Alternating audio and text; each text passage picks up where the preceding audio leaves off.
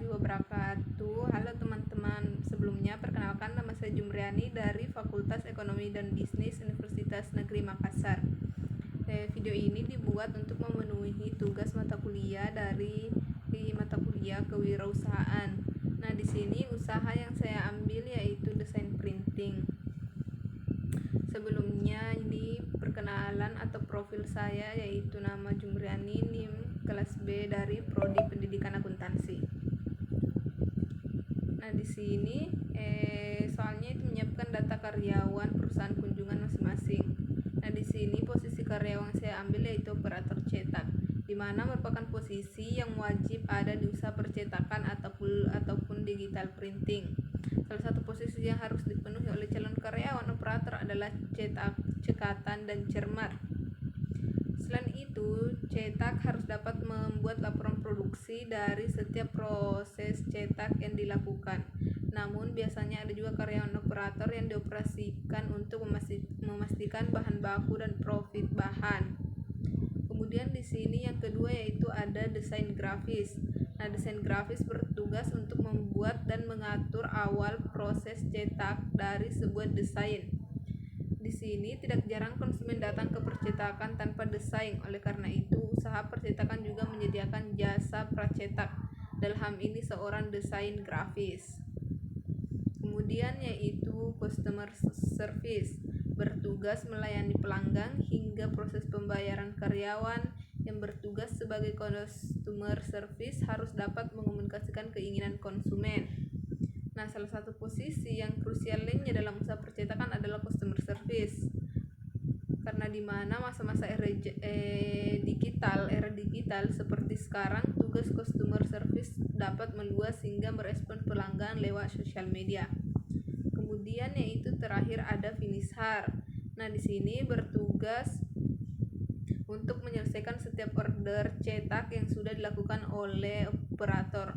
Beberapa pekerjaan meliputi lem dan lipat. Pada usaha percetakan atau digital printing, finisher juga dapat disebut sebagai cutting. Kemudian di sini ada data karyawan.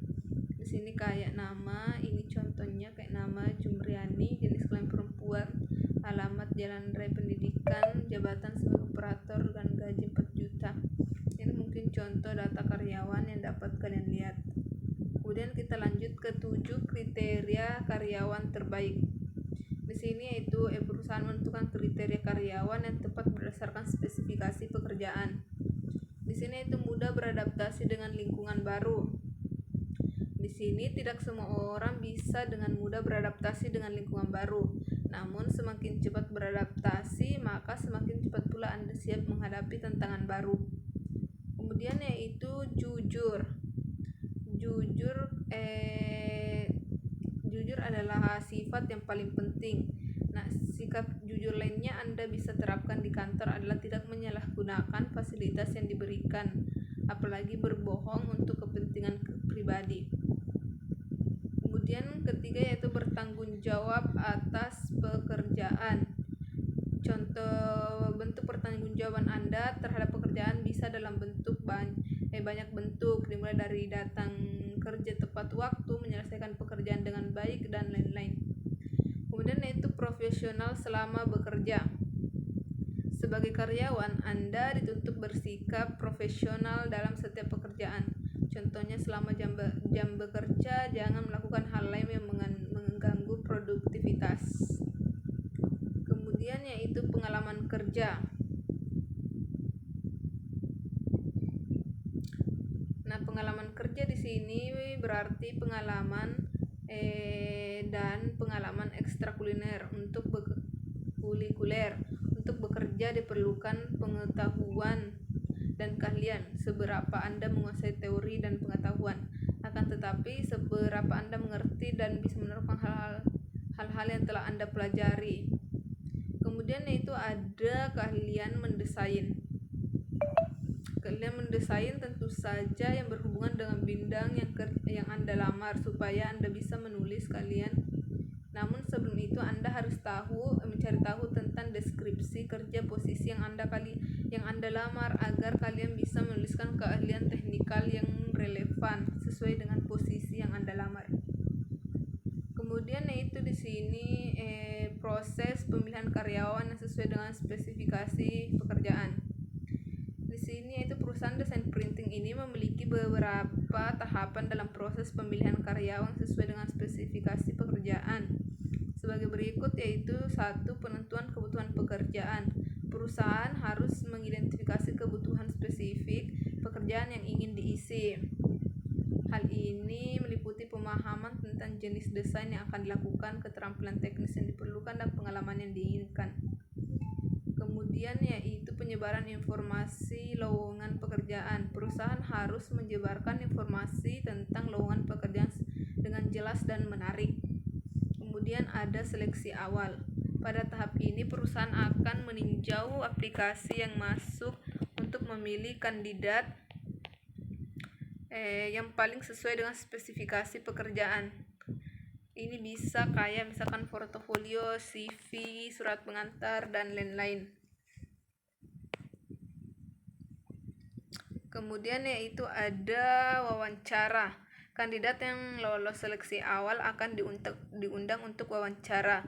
Wawancara dapat dilakukan dengan tatap muka maupun via telepon.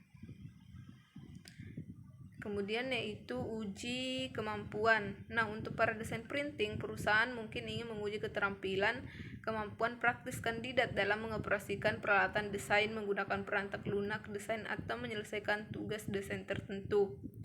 Kemudian ada referensi dan verifikasi latar belakang.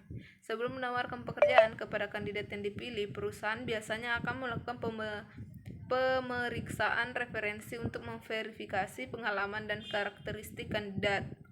Kemudian terakhir yaitu keputusan penawaran kerja. Setelah semua tahap seleksi selesai, perusahaan akan memilih kandidat terbaik berdasarkan kualifikasi yang sesuai dengan spesifikasi pekerjaan. Nah, di sini penawaran kerja kemudian akan diberikan kepada kandidat yang dipilih yang dapat mencakup rincian gaji, tunjangan, dan persyaratan lainnya. Kemudian di sini selanjutnya yaitu metode evaluasi kinerja karyawan untuk di perusahaan. Nah, di sini ada 4 yaitu peer feedback. Penilaian ini melibatkan orang lain yang berada di lingkungan yang sama dengan karyawan. Biasanya narasumber diambil dari rekan kerja atau orang yang berkolaborasi dengan karyawan yang bersangkutan.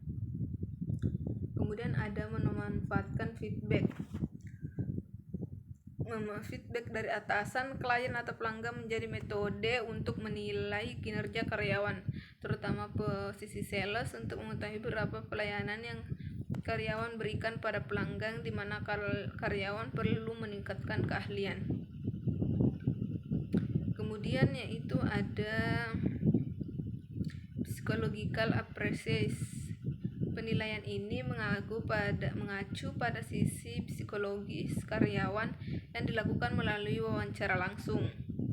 Rekrutan atau manajer dapat menggali informasi tentang keahlian, ketertarikan, dan perasaannya bekerja di posisi saat ini. Kemudian ada KPI.